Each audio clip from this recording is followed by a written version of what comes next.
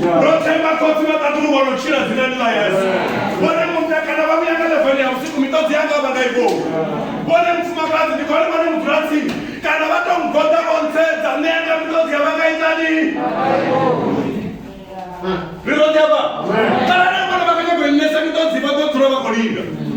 Hallelujah. Naona ndo wana komongolanga. Nilizanga 1, nilizanga 7, nilizanga 8.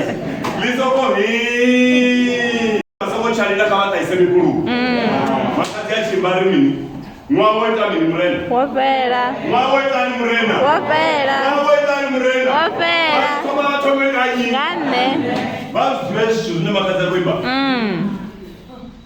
Ndotabura mwawe ni zone. Mara hoyu wapera hoyu. Eti bachi blessai. Batome kanyi. Ngane. Kama dosumana kanu. Batome kanyi. Ngane. Batome kanyi. Ngane. Kana kula nene Satani aishumisa. Ndiyo ni abone nena abone ni kolira. Ezo bafuna bafuni. Satani ukonya kubona bo paduri bachikolira mitozi. Ukonya kubona bo madima bachikolira mitozi. Asitanda bo bamke guna kana bamkarama. Mara Satani odibuzore. Aba batu bokubanga no kwanda chipako cha mzimu. Bafunolira. Haleluya. Izo Satani adera zone. Kama mimi babuze. Ezi baba dunia mzimu bachirira mitozi. Bakotaka za Satani. Na unotaka harari ndio iwana ngwena. Haleluya. Ndotoka kwa mzimu hapa. Odera zone. Udipinda ngabuzibone bachikolira. Wone bachichinja gero yonira.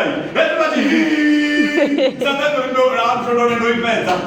Haleluya. Ndotoka kwa mzimu hapa. Wazifune zitu zya mdipera. Na msikapa penomu na mamachizi dibore yechi nende chirira. Ni strategy cha Satani ende uko dipina ngotambuza ne. Endo toka tambuza. Haleluya. Akabra mfimza katrena masabe. Nirote hapa. Nafanya kubuza kwa nini zile maza mrenda wa Yesu Kristo. Hapa kuna Mumba, haiko Mumba. Na wana wa Mumba kasi alabo. Haleluya. Oye mfumakazi obasa konita mini kubeba. Oba usina makumba. Nene munendinga makundo wasizuru madokotera owono muguzore iwo ngasha beba. Haleluya. Unarisinyorilo mfumakazi zone. Oye mfumakazi unarisinyorila. Chitu zomazi kutibarekana. Mara ifila mzimu liya dagiri. Ewe, maturino nina furuleza mzimu. Iwe mumboseta nyo, usapebi.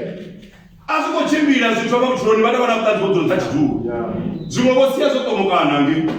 Haleluya. Haleluya. Haleluya. Haleluya.